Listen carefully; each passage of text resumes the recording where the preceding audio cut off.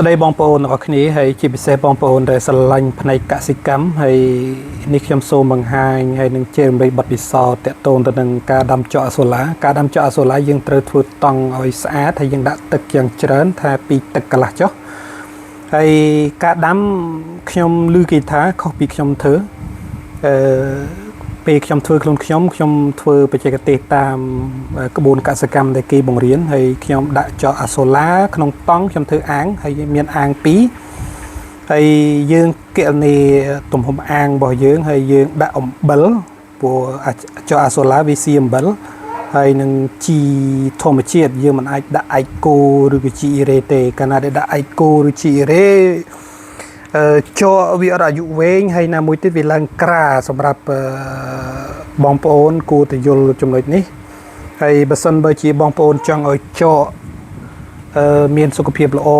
ហើយអាយុវែងហើយអាចដាក់ឲ្យសត្វស៊ីហ្នឹងគឺបងប្អូនក្នុងរយៈពេលយ៉ាងយូរថា5ខែបងប្អូនគួរតែដូរទឹកម្ដងសម្អាតម្ដងហើយនឹងលាងចកម្ដងហើយដាក់ដាំវាសាថ្មី